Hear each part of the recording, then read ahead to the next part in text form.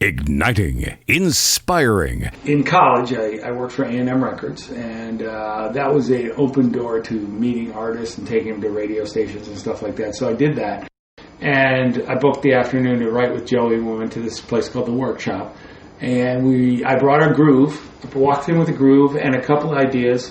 If you keep moving in close, fingers stirring ice in my glass, keep whispering nothing's like there's something we always had. You'll make a boy relapse, fall fast, right back to where I thought I had a chance. If you keep talking like that, like that. You're listening to the What's Your Inspiration podcast with Fox Beyer. Hello and welcome to episode 49 of the What's Your Inspiration podcast. A very special episode. He is a songwriter. He is the co-coordinator of Nashville Songwriters Association International, New York City, and he's currently writing songs and trying to get them placed with other artists. He is Scott Forman. Scott, how are you this evening? I'm great, Fox. Thanks for coming. Like I always say and tell you, I am better than I deserve. Would you say that about yourself? I'm doing great. I'm great. I'm very thankful for how things are going. Scott, I met you along about a year ago here in New Jersey at a place called Boxwood Coffee. It's a great place for open mics, mainly musical acts. I do a lot of spoken word, but you're a very approachable guy, and I dabble in songwriting, and we co-wrote a song about a year ago. But you are a music junkie, as I know you, a music guru. I mean, you grew up in the Detroit area, heavily Motown influenced. Before we talk about that, talk about your earliest influences in music and just your road up to where you are today. Yeah, I liked Motown. I like James Brown, believe it or not. Love James Brown, Motown, any of the Motown music. All of the singer-songwriters, the greats in the 70s, they were, Carole King, James Taylor, Neil Young. And a lot of those songs were easy to play when you started playing chords. You can get the songbook and they were easy. But those are songs those are our artists. And I also was influenced by Led Zeppelin and a lot of the heavier rock bands, Iggy Pop, Ted Nugent, some of those kind of people, the Detroit people. I love the Romantics also. They were great songwriters. Now, you got your first guitar at 12 years old. Yeah. Right? Do you remember the first song you played on that guitar? I can't tell you the name of it. Obviously got a chord book, got an acoustic guitar at 12, started banging out some chords, reading the acoustic guitar forms. And I remember a kid came over to my house. I forget his first name, but his last name was Edmonds. And it wasn't Dave Edmonds. It was not Dave Edmonds. But he came over to my house and we played together. And I remember it was like what you'd call a play date today, and for tweens.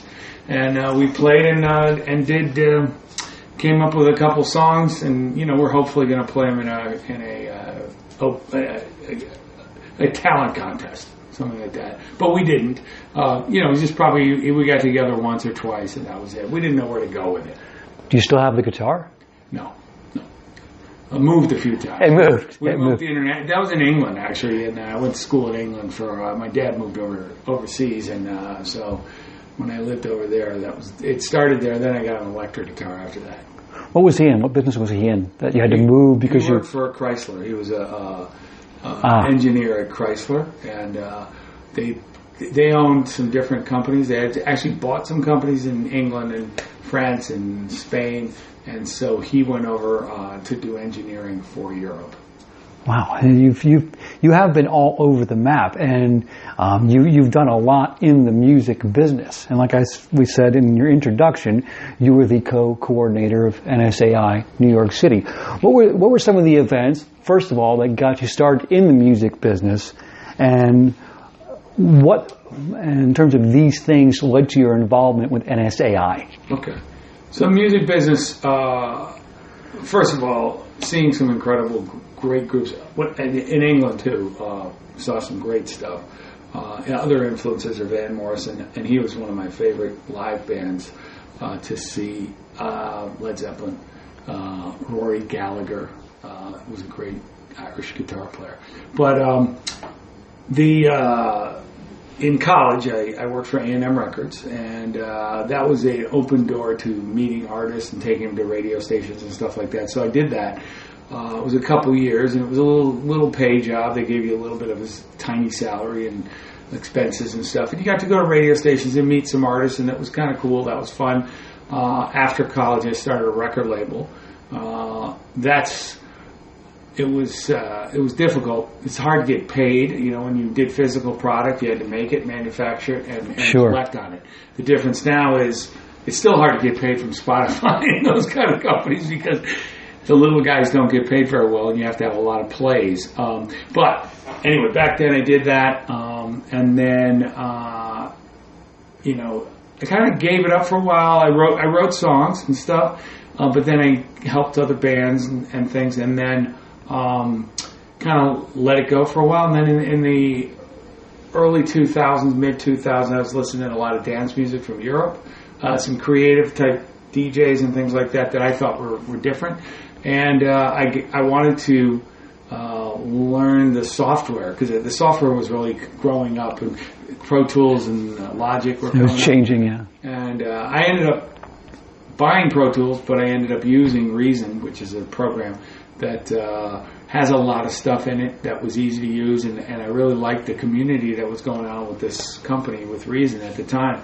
And so I started doing songs with that, kind of in the dance music vein. And then I went to this ASCAP expo in LA, and I saw some big hit songwriters, including some country songwriters and things like that. I went 2 years in a row, and I remember one of the guys, I watched the videos afterwards, and I remember one of the guys said that he said, his name was Daryl Brown, and he wrote I'll Think of You by Keith Urban. Okay. And he said, and he told the story of how he got it to Keith Urban, and he almost didn't get it on the record.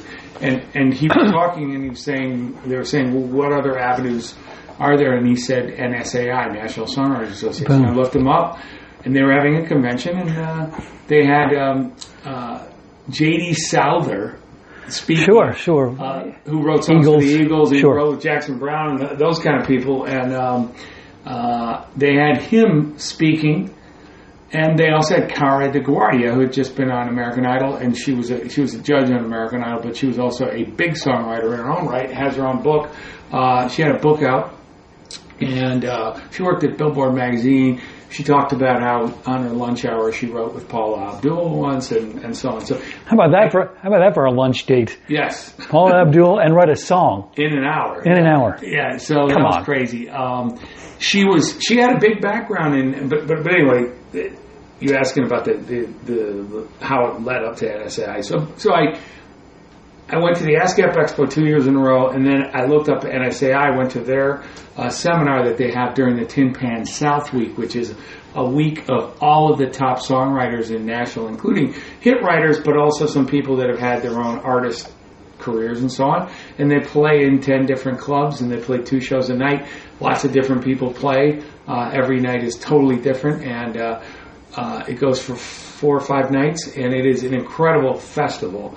I went 1 year, and I went to the seminar, and then I went to 2 nights of 2 or 3 shows, and the next year, and since then I will go on every year. Yeah, you called me on your way there this past year. You're hooked. Yeah. For sure. Now I go to the Tin Pan shows, but I also write during the day when I'm in Nashville, because NSAI provides writing rooms for free. They have 4 or 5 writing rooms at their headquarters. They do, yep. And so I set up dates when I go down there and write with people, because I might as well make the most of it.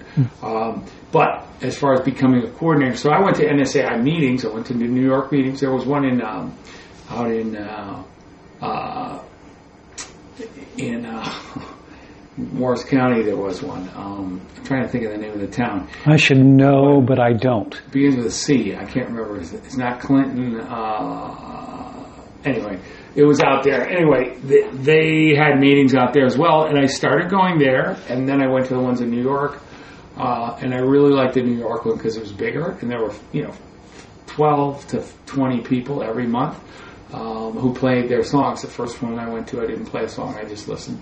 And then I kept going, and I continued to go even when it didn't have a song. And then that developed, and one day I'd come back from Tin Pan South in Nashville, and I was standing in one of the buildings in New York that I work, and there's a songwriter standing there with his guitar who I knew. His name's J.T. Harding, and he's from Detroit. Okay. He wrote Smile by Uncle Cracker, and he wrote a bunch of other songs for Dierks Bentley, Keith Urban, and so on, and you would know Jake Owen.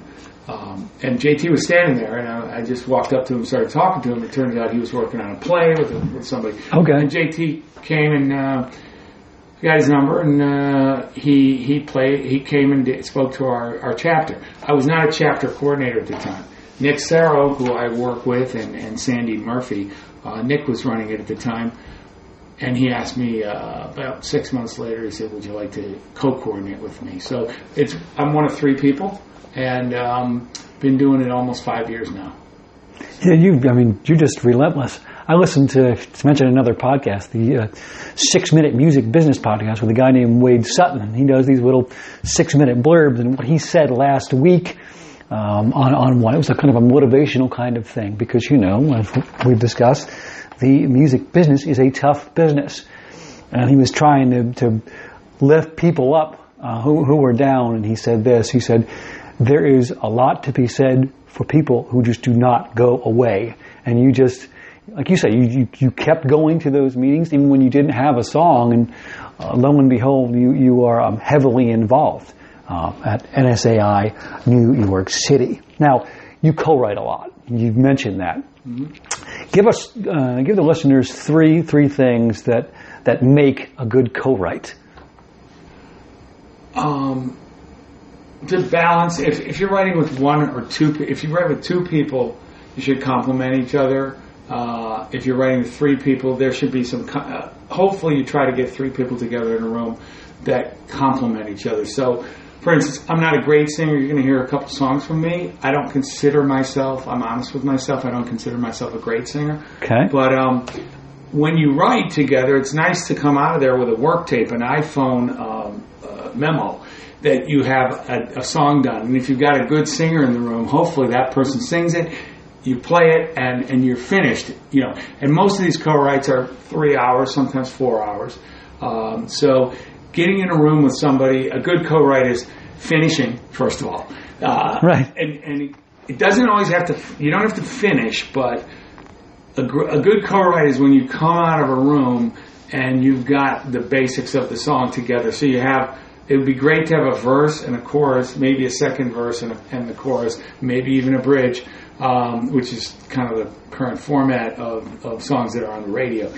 Not always a bridge, but it's a great co-write is when you come out of there and you're done, and you might tweak it later, but you come out with something that's exciting, and you walk out there and you drive away, or you ride the train away and you listen to this thing on the way home, and it's like, wow, that was fun. I didn't expect that. There was unexpected stuff that happened. Somebody said something. I came in with a lyric. They twisted it around. There was a melody there that I didn't have, because I cannot personally, when I write by myself, I just come up with snippets of ideas. I'll start with a groove. I will try to do some iterations of maybe a couple of different vocals, maybe a couple different melodies, and then hopefully the other person that I write with, it's amazing what happens. And lately I've been doing these 3-way ones where you get 3 people in a room. And when you get 3 good people in a room that have done it before, and you get to a certain level where you've written with other people, you want to write with people at that same level, because there's much more excitement that goes on. But there's always the the challenge of writing. You write with somebody new, somebody you don't know, like a blind date, right? And you never know what's going to happen. Sometimes it's a struggle, and sometimes it comes out great. Right, and you've done it all. You've done it all in the co-writing world. You've lived all over the place. You've born in Detroit. Where'd you go to college? Michigan State. Michigan State. So you're a Spartan. Yeah. All right. So you're an East Lansing a man. You've lived in Spain. You've lived in the UK. You've done it all, and through all of this, as we know, I like to say, the hands on a clock go up and down and around for everybody. So what I want you to share now with the listeners is maybe a personal or professional highlight or hero, and then a hardship. So first, let's choose between a hero and a highlight. One or the other, or both? Let's do one or the other. Okay. I think the highlight was in this songwriting journey was writing with a guy, Joey Ebach. And Joey reached out to me through a songwriting organization. I belong to a few. And he reached out to me, and I had some tracks on SoundCloud. And there was a guy that had a hit record at the time by Brett Young called "Sleep Without You," and the initials on the record were J. Ebach. And I was like, "Wow, you're reaching out to me." And it turns out it's his brother that wrote that song, and his brother has 4 or 5 number ones. And Joey has got his own career going, and he's working really hard, and he does demos and everything like that. But he reached out to me, so that was exciting. We did one song with another co-writer, Chelsea, who I'll be playing, Chelsea Ballin, and she's doing really well. So Joey, Chelsea, and I did a song together. But Joey and I decided we were going to write together in Nashville. So I flew to Nashville for a seminar. And I booked the afternoon to write with Joey. We went to this place called The Workshop. And I brought our groove, walked in with a groove and a couple of ideas. And we came out there. We came out of the writing session with a song called Keep Talking Like That. And I liked it. We tweaked it a little bit. He made a great demo of it. And then I submitted it on this. There was something called the Olé Challenge, which is Olé Music, which now is Anthem Entertainment.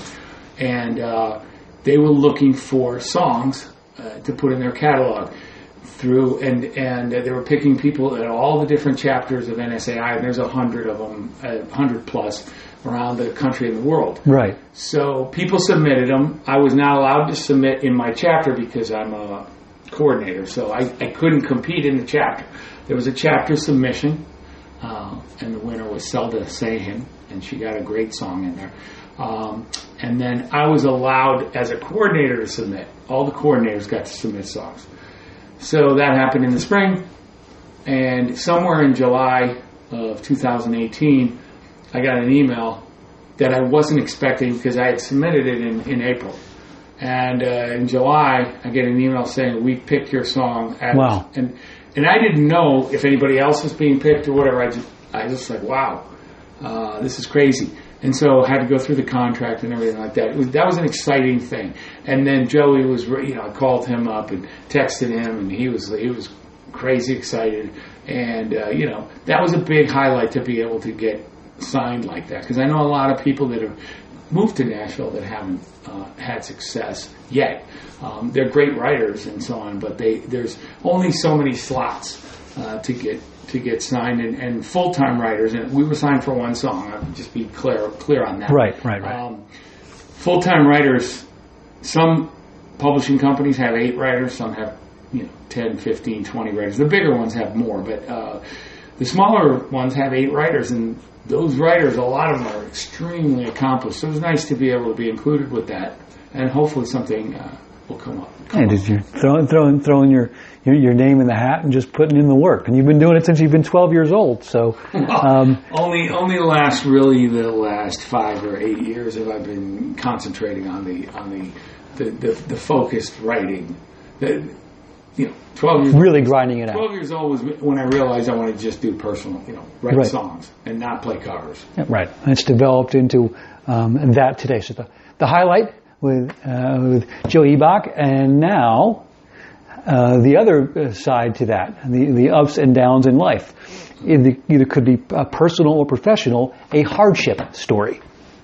Hardship was losing my dad in college when I was in college. My dad had a brain tumor, and he was a really encouraging guy. So he took the family over to Europe, and we traveled and skied together and did all that stuff. And as a father, he always encouraged me to do whatever I wanted to do. And my mom was more conservative. She's like, your dad worked in a company and he worked there for his life, and you shouldn't be doing this and that and the other and these. But I'm sure he had to take a lot of chances to get to that point, right? Well, he probably did, yeah. Yeah. He was a very studious engineer and everything like that. But anyway, the I think the disappointment was, we had a really good teenage life, traveling and really, really getting a lot of experience. And then when Dad got sick, which it took a couple of years, that was right about when I was getting out of college, and it was like, oh, Dad's not going to be around anymore, and it was tough. That was a tough one. And kind of wondered if, he scared me, wondering if I was going to have that same thing. That's what it goes through a young person's head, is like, if your father dies of a brain tumor, are you going to die of a brain tumor? And right. So on and so forth. So those were tough things. But just continued on, and continued to do what I wanted to do musically and have fun. Are there ways your dad is reflected in your songwriting? Probably not. I don't know. I tried to ask a deep question and it didn't quite work, but I'm sure, personally, I hope you, and I know you do, keep them in your heart. Yeah. It's been some years now. Thank you for that.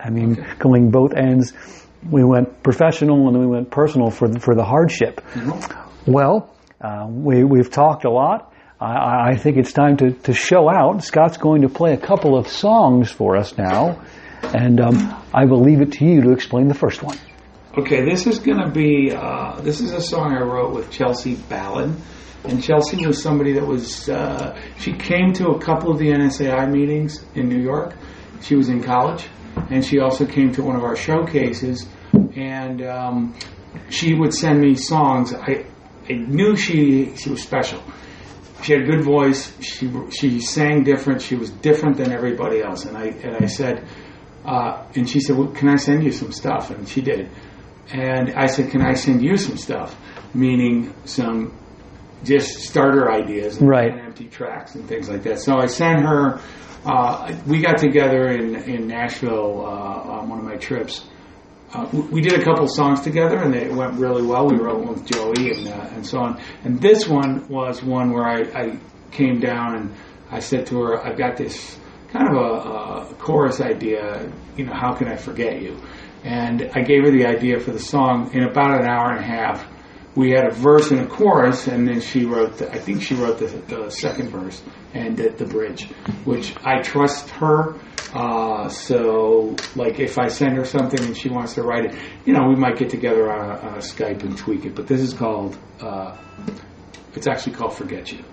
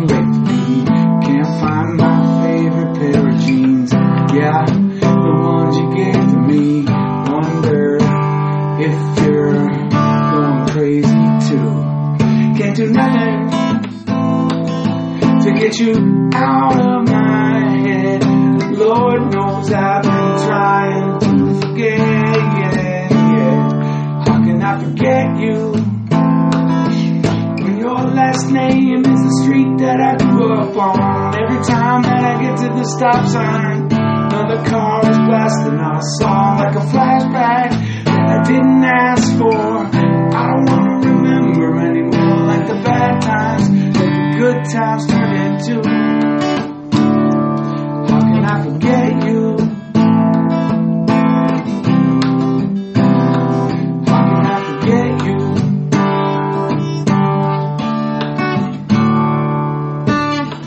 Came across your picture in a drawer at my mom's house on the second floor. Don't know what I was looking for in the first place. Maybe I was searching for a sign, another dead-end reason why I should call you up tonight.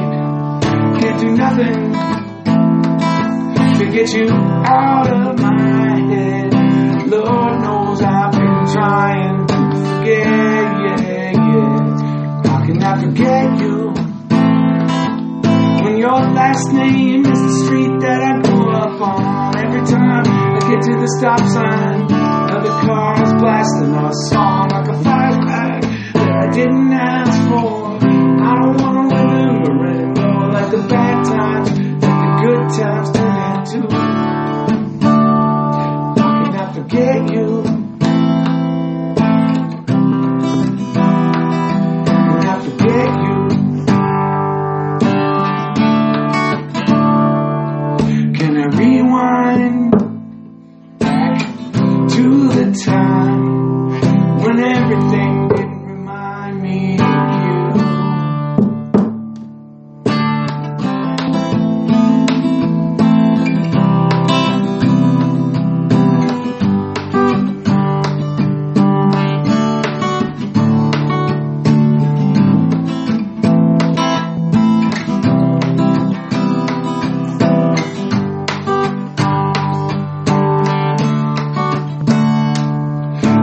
Flashback that I didn't ask for. I don't want to remember anymore like the bad times that the good times turned into.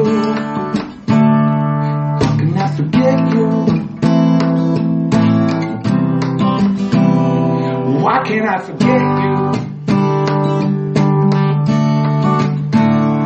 Why can I forget you? Why can't I forget you?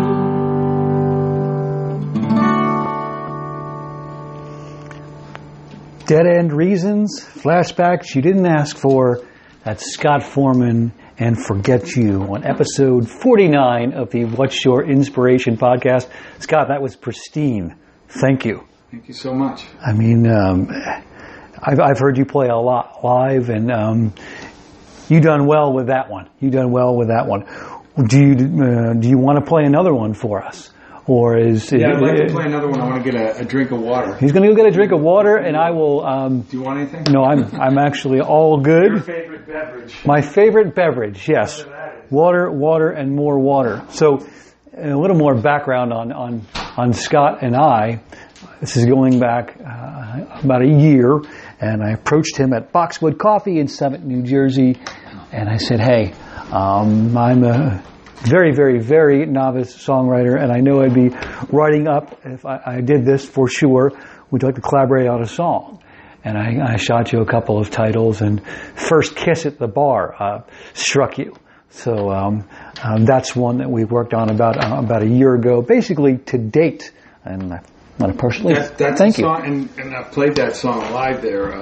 That song is a good song. And I was listening the other day to that starter track that I did for it, and I said, I gotta sit down and do it. Mm-hmm. It's always a challenge to record vocals because I'm not a perfect singer, so it's those are always the tough things. But this song was a song that got signed, and this is the one that Joey Ebach and I wrote. Keep Talking Like That, and hopefully I can sing it all the way through.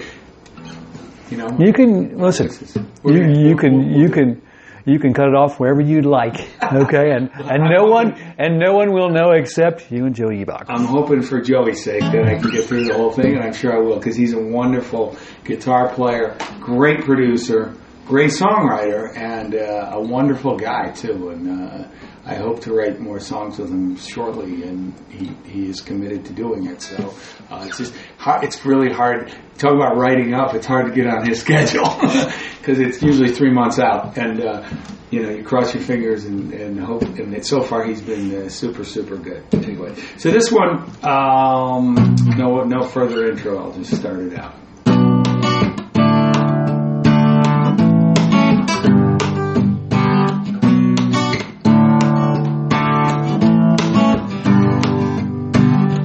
Always wanted you to look at me like this, probably only cause your friends are around. Know exactly what you do to me, girl, and you're doing it on purpose now. I don't know if it's the liquor talking, don't get me wrong, I'm loving every second of this. But if it's going nowhere, let me off right here. If you keep moving in close fingers, stirring ice in my glass, keep whispering nothing's like there's something we always had. You'll make a boy relapse, fall fast, right back to where I thought I had a chance. If you keep talking like that, so just keep talking like that. Just keep talking like that.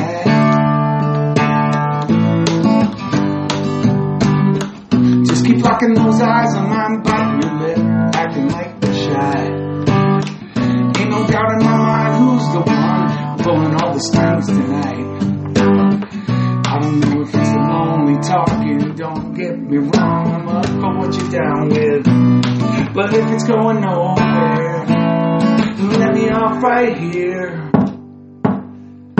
If you keep moving in close fingers, stirring ice in my glass, keep whispering nothing's like there's something we always had. You'll make a boy relapse, fall fast, right back to where I thought I had a chance. If you keep talking like that, so just keep talking like that.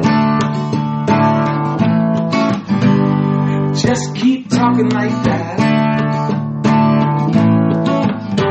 You were more than a crush, sure as hell felt like love.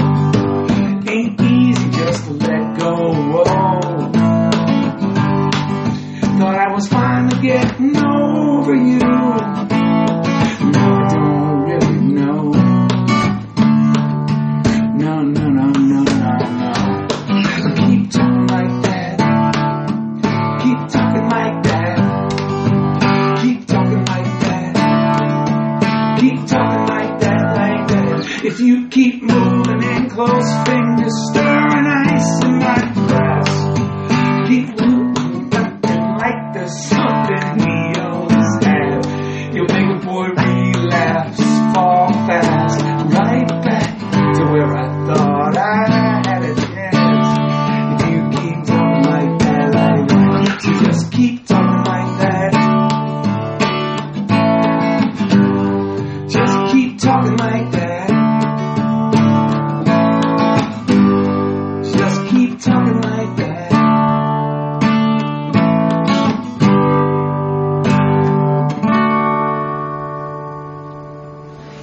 Scott, do you hear that? Sounds like a smash, man. That is good stuff. Talking like that, Scott Forman, episode 49 of the What's Your Inspiration podcast. Scott, we know that your dad is a hero of yours from listening. But if you had the opportunity to take a 1 hour car ride with one of the following three people, who would it be and why? Would it be Jimi Hendrix? Would it be Jimmy Page? Or would it be James Taylor? That's a tough one. I think probably James Taylor, just because of the songs and stuff. Hendrix would be great. They'd all be wonderful. Be all wonderful to But I think Taylor, just from his experience and what he wrote and what he's written over the years and his singability, everything. I mean, but his lyrics are great. What would be the first question you would ask him on the car ride? Oh boy. How would it all start, Scott? I would I would ask him what he's doing now, what he's been doing now lately, writing and so on like that. Probably just dig into the old songs and the old albums and ask him about certain things, But I'd be interested in hearing what he's doing now. I would be too. He's got a place in my heart. Going to Carolina in my mind. I'm a University of South Carolina graduate, so that strikes a chord within me. And I like your choice. I like it so much. Now, final couple of questions. Who would you like to hear on an upcoming podcast? On this podcast?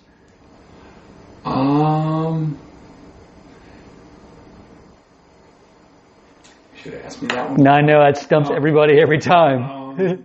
Yeah, obviously, you could get Bruce Springsteen. I could. He's around here somewhere, between here and California. That would be a good one. Maybe Norbert Leo Butts. He's an actor, singer, lives around here. He's in Maplewood, I think. I think he lives in Maplewood, and he's won some Tony Awards. He'd be a good person. He would be the first, principal actor that we've had on the podcast. Last episode we had Jersey guy. Nick Davis. Okay. Yeah, he is now. I don't know where he grew up. Gotcha. All right. Leo Butts. Norbert Leo Butts. Huh. B-U-T-Z. B-U-T-Z. On an upcoming podcast. He's an incredible singer, and he's got a really soulful voice, too. You're a Detroit man, so that Motown influence there a little bit, or making you think about it. Share some of your contact information, your SoundCloud. Where can people reach you? Okay, SoundCloud McSwervy. I came up with that name when I was doing the dance music stuff. Spell it for us. McSwervy. I have some tracks up there that are instrumentals. I think there's one link to one song I did with Chelsea and Joey. I will be posting some new stuff up there very shortly, like this week. And then also McSwervy Music at Instagram is another one. And then McSwervy.